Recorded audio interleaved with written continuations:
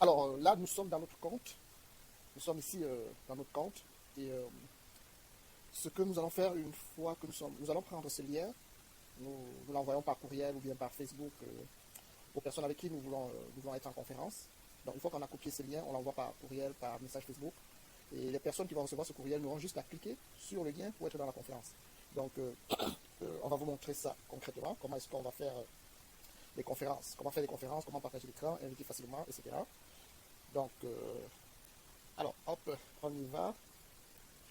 On va lancer comme ça. Ce lien, je l'ai déjà envoyé à un participant. Donc, je vais comme ça prendre le lien pour lancer la réunion. Qu'est-ce que je fais? Je prends le lien et puis je le mets dans mon navigateur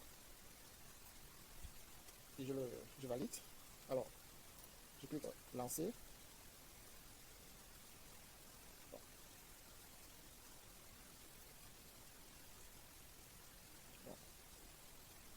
Alors, une fois que la réunion est lancée, je vais attendre que les participants. Alors ici, je suis seul. Donc, aucun participant n'a encore n'a encore cliqué sur le lien. Donc, je vais attendre jusqu'à admettre les participants. Là, je vois qu'il y a un participant qui essaie de se connecter. Je peux l'admettre ici, ou bien je peux refuser. Donc, moi, je l'admets. Donc, une fois que j'ai admis le participant, il va rejoindre. Alors, la personne a rejoint déjà. Donc, là, actuellement, nous sommes deux. Je peux changer la vue ici. Je mets en full screen. Donc, on peut jouer avec ça. On peut mettre ça en galerie, comme tout à l'heure. Donc, nous voyons bien que nous sommes déjà deux participants. Il y a déjà deux participants ici. Donc, là, ici, on peut activer ou désactiver le micro. Ici, pour activer ou désactiver le micro. Nous pouvons activer ou désactiver la caméra. Ici. Et, bon. Ce qu'on vient de faire, on vient de montrer comment est-ce qu'on peut faire des conférences. On peut partager l'écran. On va passer au partage de l'écran. Alors, pour partager l'écran, qu'est-ce qu'on va faire? On va tout simplement venir tout simplement pour partager l'écran, on va juste venir ici dans Share Screen. Alors, quand on clique sur Share Screen, on choisit l'écran qu'on veut bien partager avec nos interlocuteurs potentiels. On choisit là et puis on clique sur Share ou bien partager quand c'est en français. Donc là, on est sûr que nos participants ils voient notre écran. Donc, l'autre participant avec qui on est en communication, on est sûr qu'il voit notre écran partagé. Si on veut changer l'écran, on va faire un nouveau partage. On fait un nouveau partage, on choisit une fois de plus un autre écran qu'on veut partager, mettons le tableau blanc. On veut partager le tableau blanc. Donc là, ici, sur le tableau blanc, il y a beaucoup de choses qu'on peut faire. On peut faire des annotations, on peut écrire du texte, on peut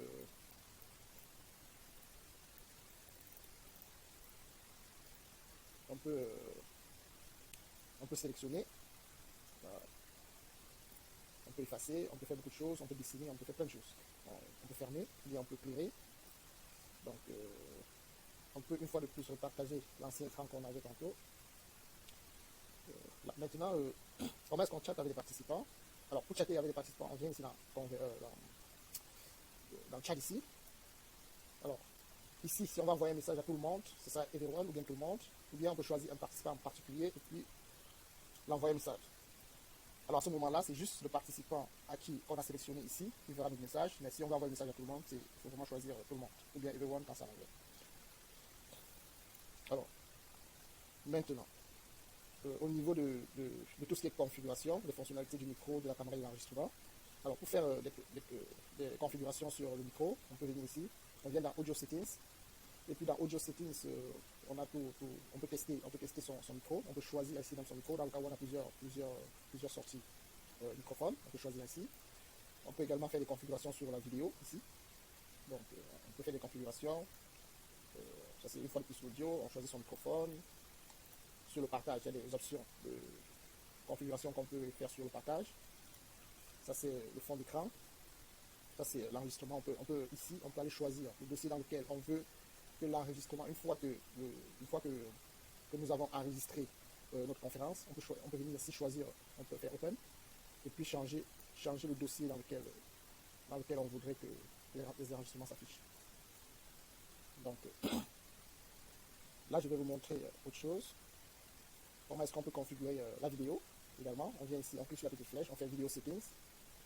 Et ici, on a également les mêmes options que tout à l'heure pour la vidéo. Mais ce que je vais vous montrer, c'est comment aller choisir un fond d'écran ici.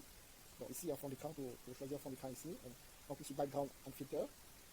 On choisit ici, ajouter une image. On va chercher l'image. On peut aller chercher l'image sur notre ordinateur. Ben, on va aller chercher le temps d'image, cette image-là, ça nous intéresse. Et puis, on a jusqu'à choisir l'image et puis, voilà. Et on ferme. Si on revient ici dans la vidéo, on voit bien que c'est cette image-là qui est en background. C'est comme ça qu'on peut aller changer l'image de fond de notre vidéo. Alors, en ce qui concerne l'enregistrement, ça c'est notre dernier point, l'enregistrement, comment est-ce qu'on peut enregistrer l'appel et récupérer la vidéo. Alors, pour l'enregistrement, on n'a qu'à cliquer ici sur Record, donc enregistrer.